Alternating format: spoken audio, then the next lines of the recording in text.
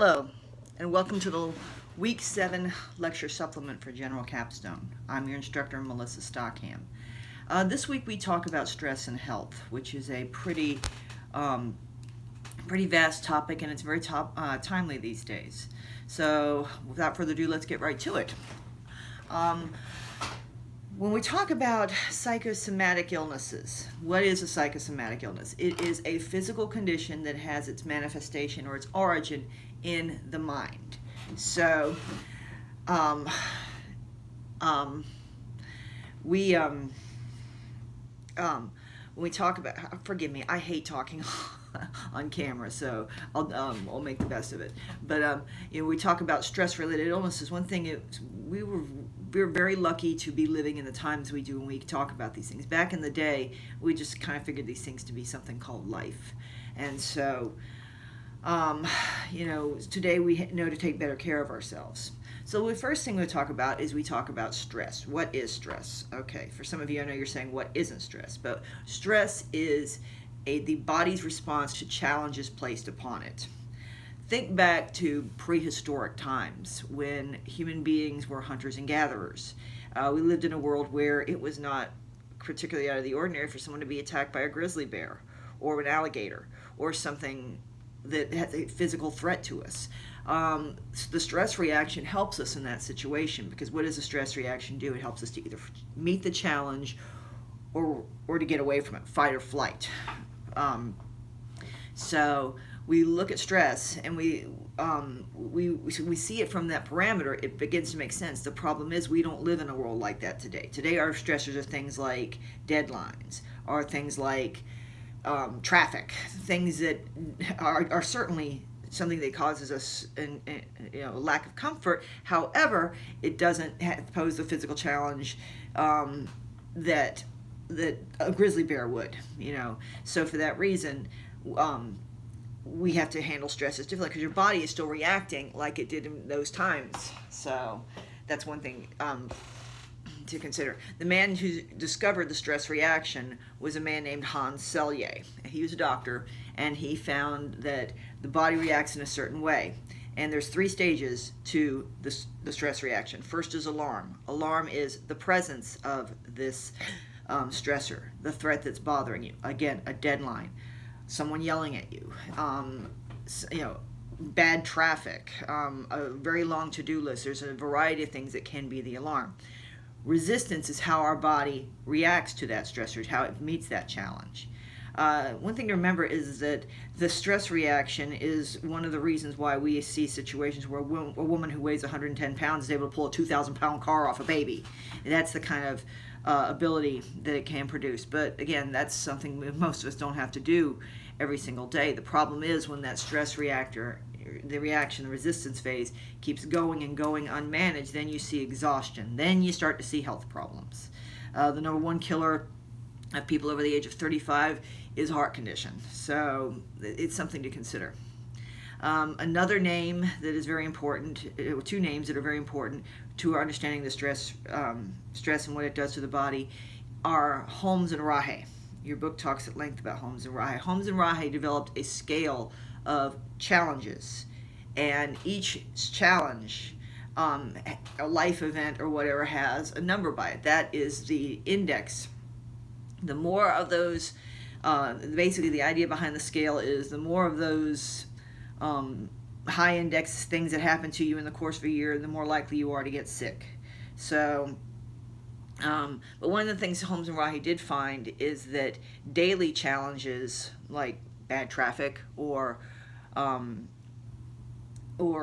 matters such as bad traffic, or a daily job that you hate, actually can have more of an impact on your overall health than can, say, a catastrophic event.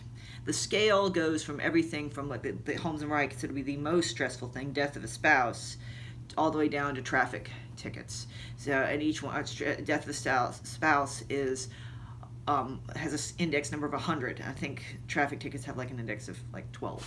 So But then again, it also deals on perspective. There's some people when their spouse dies, they're like, whoopee! Okay, that's a joke. Sorry, I have not had my coffee yet. I'm going to as soon as I'm done making this video. But the idea is that the more things we face and have to adapt to, the more likely we are to get sick during that particular time period. I can tell you, when you think about when you lose a spouse, you have to go through the planning of the funeral, you have to go through the change in status, you often have to, in certain circumstances, take another job. So all of those things play into it and can definitely have an impact on one's health. And, that's why oftentimes when one spouse dies, the other follows quickly thereafter. So, because it is such a huge adjustment. Death of a parent is also up there. As of this recording, my mother-in-law passed away 7 weeks ago, and I had to go through a lot of these things with my husband. And he's still going through the process, as you might guess. And one thing that happened that kind of was fascinating to think back on it, but it was stressful at the time. My husband found out on a Saturday morning that his mom died, and then he has a fun job on Saturdays. He went to his fun job, and then on that Sunday, he booked a train, Amtrak, to where he's from so he could go and start taking care of all the details, planning the funeral and everything. And my husband tends to, he's always late. But, I am the one, I had a devil of a time getting him to the Amtrak station, which was the next county over. And I'm sitting there going, come on, we gotta go. And he's stalling. We literally got there with 10 minutes to spare. And of course, I am nagging him the whole time, because he was driving on the way over. I drove back. I'm like, come on, gotta go. The Amtrak's not gonna wait for you. Come on. He got there with 10 minutes to spare. If you know anything about Amtrak, they were already carting out the luggage to put in the luggage car, which is what they do, like 10 minutes. He had 10 minutes. That's like your 10-minute warning, so he had 10 minutes. And I admit I was riding his back like crazy, because that's how I am. Confront the problem, get it done. But my husband, when I drove away, I was thinking, you know what? This is the hardest thing my husband has ever had to do in his life, bury his own mother. I should have been a little more compassionate. And I actually called him from the train and said, honey, I'm sorry. This is hard on you, and I'm here to help.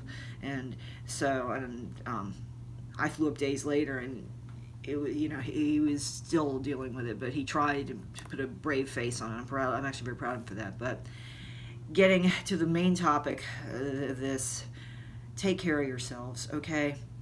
You're probably killing yourself for a job that if you died tomorrow, we would have you replaced within a week. The job won't miss you, but your kids will. Your parents will. Your loved ones will. So take care of yourself. As many of you know, I'm an attorney. Since December of 2015, I have lost 3 colleagues to suicide, 1 colleague to a massive heart attack, and what a surprise, he was working late on a Monday night at 10 o'clock. He had his secretary left around 9:30. He had a massive heart attack and was in a coma for 2 weeks and died. And he had 2 sons that he just absolutely doted over. And then another close friend of mine died. He had diabetes and didn't treat it because he was too busy doing other things, trying to lawyer. And that friend was I'm a music fan. You can't see it from back here, but I have a collection of music memorabilia, and my favorite band is Chicago. In fact, one of the pictures up there is me singing with Chicago. But my friend was also a Chicago fan, and he would always send me clips he found of interviews with the band and whatnot. The last text I sent him was me at a concert, and one of my other Chicago buddies at the time got me in to meet at the time they had a new bass player who lives nearby me. And so I got a picture after I shook hands with the guy and said, thank God there's finally a Floridian in Chicago. I have one arm around this new bass player and the other arm around the new bass player's wife. That was the last text I sent this guy, kind of bragging, like, look who I got to meet. And then 3 days later, my friend went to bed and didn't get up because of diabetes. Take care of yourselves. No job is worth your life. No job is worth seeing your loved ones suffer. Anyway, I know I sound like your mom and I'm nagging you. I'm sorry. I just want to make it clear. Find a career that's rewarding, something you enjoy, something you find fulfillment, something you feel serves a purpose. But don't take it so seriously that you ruin your health, because there are people out there who love you. Anyway, with that, I look forward to seeing you all in the chat room. Take care. Bye-bye.